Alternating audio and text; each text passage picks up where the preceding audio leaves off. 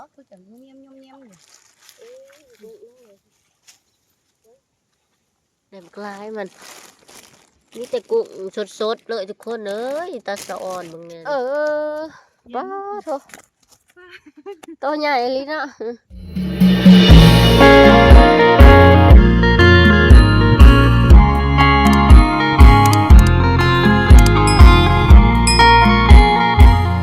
สบายดีพ่อแม่พี่น้องนะเบิร์ดสุขุสุคนยินดีต้อนรับเขาสู่ช่องผู้ละดาสาวลาวคือเก่าพี่น้องมื้อนี้สาวดาสิไปสอนกุ้งสอนชิ้วเนาะไปกับพี่นาง2 คนไปกับแม่น้องมิ้วคนหากินกับป้าแว่เนาะเมียในบ้านเพิ่งอ้ายสาวดาเองไป3 คนมื้อนี้พี่น้องนี่พอกันตอนแรกทุกคนไปสอนกุ้งจังสิได้จะบ่เนาะทุกคนสาวดาพาพี่น้องไปสอนกุ้งไปเบิ่งน้ำกันมันสิได้อยู่บ่มื้อนี้หาอาหารแรงเขาสอนเอาเบิดละบ่จักนี่ทีมงาน3 คนย่างขึ้นมาเอาแยงทุกคนไปสอนกุ้งสอนจิ้วอยู่น้องเพิ่นได้ไหมเตียงเพิ่นกับเขาแคมปลาแคมตีนผู้พี่น้อง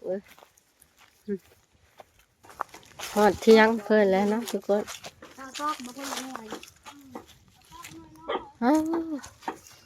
เฮ็ดยังเลยชิ้นรถถีบงะแท้ขายต่อบ่สิซื้อให้ใหม่สิเปลี่ยนกันก็คอยรถเจ้างะแม่เอ้ยภัยแล้วมีแต่ผู้งามๆมันจะเข้ามาอีกโอ้ยมาแล้วคนไปกินน้ำก็ยังมาบ๊อบคนงามตายแล้วแย่งกันอยู่บ้านเสียจะได้สิเมื่อเอาบ่เด้หาเมื่อกี้ไปผ่าเมื่อกะดีขายอะไรสิเมื่อเราคอยนี่แหละไปเมื่อเอาซะไปเสมื่อเอากับข่อยไปน้องเฮาที่สิสอนเนาะปลาซิวหยุบๆเลย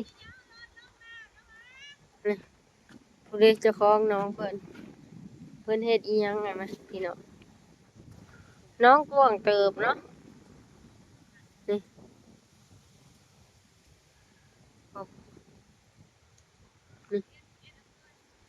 ป้าคือสิร้ายตัวนี้แม่นน้องมิ้วเนาะก็ได้สิพาพี่น้องมาเบิ่งเจ้าของน้องเอาเพิ่นเฮ็ดอีหยังเพิ่นจกเพิ่นอัดเตาถ่านเนาะทุกคนนี่สบายดีพากันเฮ็ดอีหยังนี่เฮ็ดเตาโหลงบัด2 อันบ่นี่ป้าโถ2 หน่วยเลยเตาจูดบาทเดียวบ่อืมคนเฮ็ดหาเป็นกระโตดเป็นกระพัดแล้วจะกระท้อได้จักซอบเธอหนึ่งนี่กำลังใส่ตัวนี้ตลาดทาน6-7 ซอบตัวนี้ทำประมาณ5 ซอบอันนี้ค่ะมันเลิก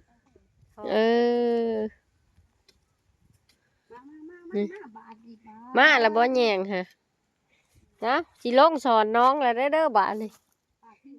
มาขอเพิ่นสอนนี่น้องเพิ่นนี่เป้าเต้าถ่านกันเลยพอดีเลยแคบน้องป้าเลี้ยงกะมิโอ้เอ้าพี่สะพายห้าวใส่เราไปเอาแยงมาเลยหัวยุงใช่ไหมหัวยุงหัวยองมาฮะคือหัวยุงหัวยองมาที่เอาแยงไปลบแล้ว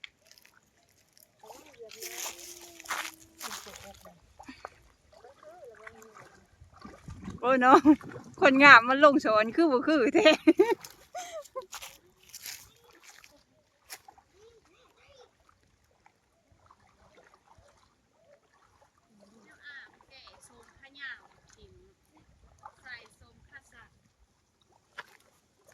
วันนี้นะเฮ้ยนะ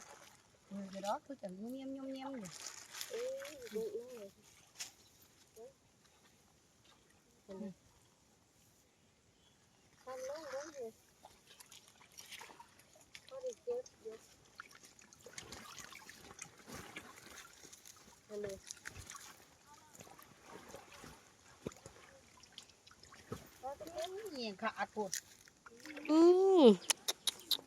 นี่ อีกุ๊กมีแต่ตัวพวกใหญ่เนาะนี่ป้าเอาทงมาเก็บไปแม่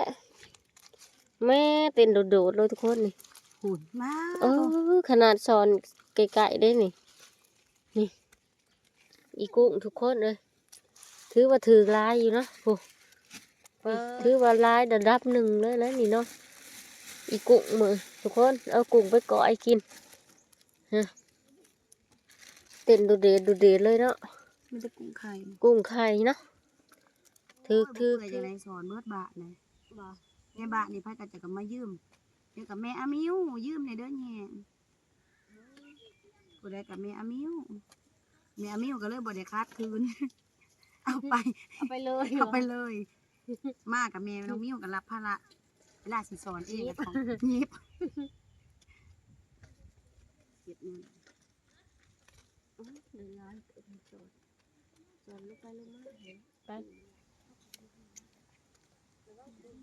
ลูกมาไปถ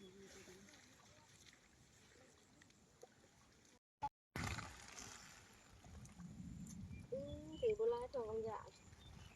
ง เนี่ยมันบ่ลงกลาง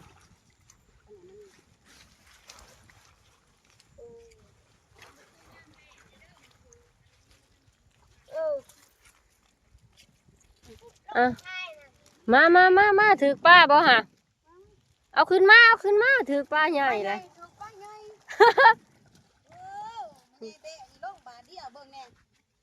ป้าโถ มันเต้นป้า เออ เบิ่งแน่ ใหญ่แฮกเนาะ แม่ไข่บ่จักนี่ จัก อืม เออ ต้นละโลเลยนี่ โลนึงได้ได้ โล เนาะ นึง โลนึง อืม มานขนาดเนาะเออป้าโถตัวใหญ่เลยเนาะสิซอนต่อบ่หะบัดนี่โอ้สิลงซอนอีกเลยทุกคนมานอลีถือบ้องวดนี่มาโอ้มานอีกบ้องวดนี่บางยานี่ได้ป้าใหญ่เนาะมาเป็นจะไรถืออยู่บ่ชันขี้โต๊ะบอกเลยเด้อได้อยู่อีกุชันขี้โต๊ะปอได้อยู่ เอาดึง แม่ปู่ปองขาดมาเก็บบ้านนี่ ต้มหลาย ขี้ต้มบ่ เด้อแม่ต้มก็ของอ่ะ อื ดึง ม ไป มาเก็บบ้านนี่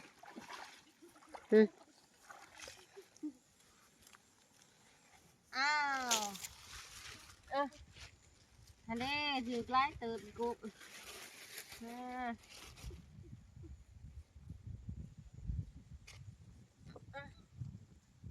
พอคำเดียวว่าสิเนี่ยก็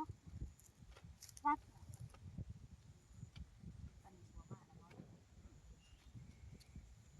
จับจุจับเช่นก็นางมาคุยใจแท้ตะกอนสะอ่อนอันนี้น้องตาดีดี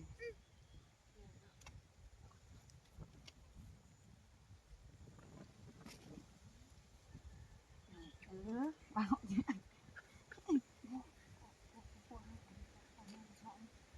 สอนช่องบาทเนาะทุกคนพวกแหลมกลายมันนี่แต่กุ้งสดเลยทุกคนเอ้ยตาสะอ่อนบางเนี่ยนี่เขาสิก่อยหรือเขาสิตำวันนี้เนาะมือแรกนี่2 บาทเนาะสอนอีกแม่น้องมิวสอนกับป้าแวะเจ้าดายังยืนอยู่เถิงทุกคนป้าให้หมูเพิ่นสอนก่อนถือบ้องหวดนี่ นี่อันนี้ขี้หัว ถือขี้งัวบ้านนี่น้องต้นสอนเธอที่ 4ถือแต่ป้าละทุกคนนี่ ป้ายังก็จะเอิ้นป้าจีนบ่นี่ป้าจีนนี่ จะบ่อยากละบ่ปะเบะฮะ ก็จะทำได้ ลาบก็เอา บ่เอาตัวนี้มันหน่อยปล่อยขึ้นนี่เอาไปลาบซุม โอ้ยมาแล้วนี่ก็มาอีกแล้วนี่มากินแล้วลาบนี่เบิ่งแน่เอ้ย เป็นตาหยาดเนาะ คือตัวย่างๆ เอาออกปะเบะเลย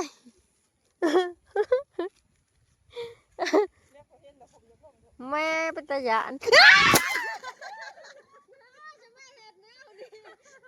บ่ได้ตั้งใจอะไรนะ เกี่ยวกับเปี้ยงมาจับขาสะดาตายแล้วถิ่มโทรศัพท์แลนโทรศัพท์ข่อยแตกนี่ละวะ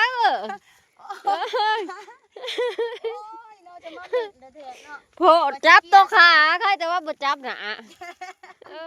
แย่งขาดรอบนี้แย่งขาดบ่ถือลายปานใดพี่น้อง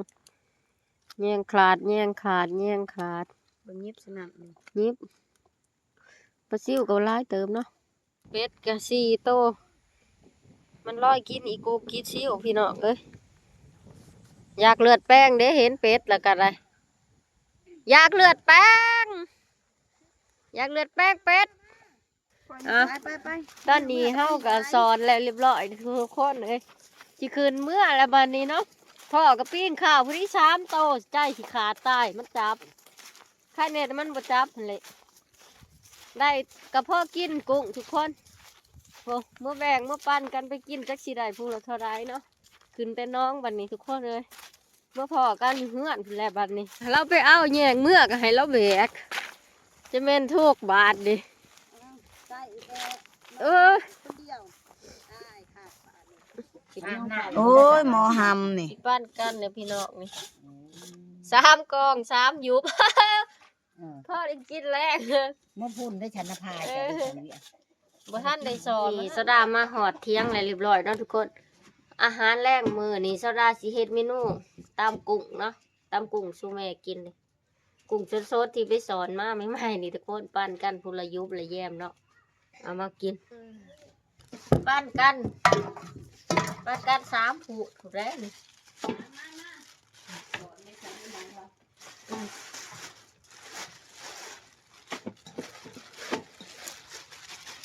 พ่อตำเอ้ยเฮ้ยทุกคนสลาชีเห็ดตำกุกนะก้อน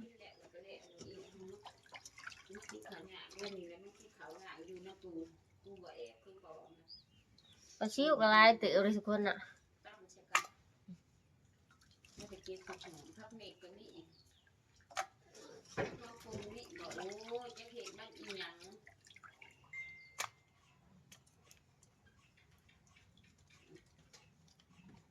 กระปิ้งข้าวผู้ที่3 โต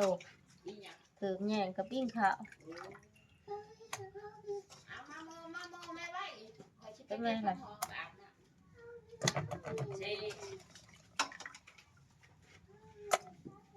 กินอันกระปูกระไดทิมให้ไปไหวให้เห็นนี่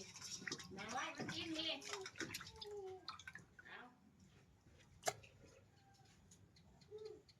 โอ้ยแม่ชินี้ไปอีกแล้วเด้อยัง อาบน้ำให้มันก่อนมาเลยจังเฮ็ดอุ้ยชีวิตใจอดเว้ย มาตำกุกคน อยู่อู้ไว้ปลาทู นี่สดาเอามาล้างสดๆใหม่ๆเนาะไปสอนกับพวกแม่น้องนิ้วกับปั้นกันกินแล้ว ใส่แล้วกระเดใส่จังน้อยน้ำปลาใส่ ยดน้ำปลาลงจังหน่อยอืม ใช่กินกระเช้า ใส่ผงนัวยอดปลาแดกลงจังหน่อยเนาะทุกคนแล้วก็เอากุ้งลงเลยเนาะเอาผักหอมลงเลยพี่น้องตามกุ้ง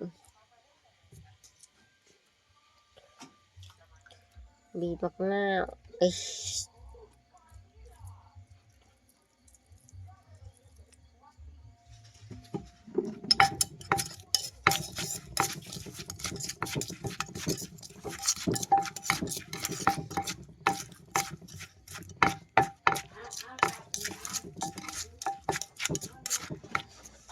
แล้วเรียบร้อยตำกุ้งทุกคนนี่ผักหมี่ผักหอมป่น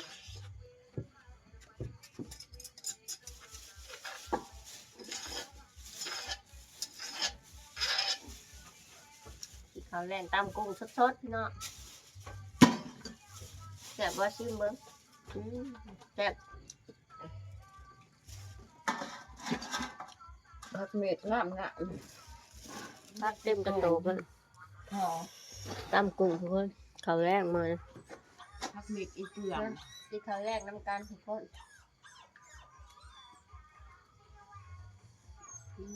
พันครับ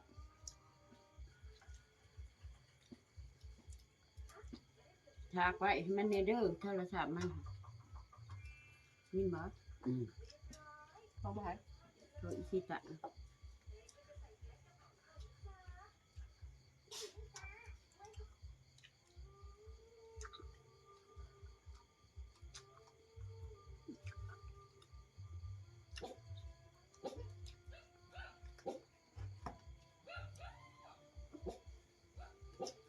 สำหรับคลิปวิดีโอนี้โซดาสิขอปิดไว้สำเร็จก่อนเนาะทุกคนโซดากินข้าวอิ่มแล้วเนาะโซดาออกไปพักข้าวแล้วโซดากินข้าวอิ่มแล้วนิดหน่อยเนาะโซดาก็สิไปหาอาบน้ำพักผ่อนเนาะทุกคนพบกับโซดาใหม่คลิปวิดีโอหน้าทุกคนอย่าลืมกดติดตามกดไลค์กดแชร์เพื่อเป็นกำลังใจให้โซดาเฮ็ดคลิปต่อไปให้พี่น้องเบิ่งบ๊ายบาย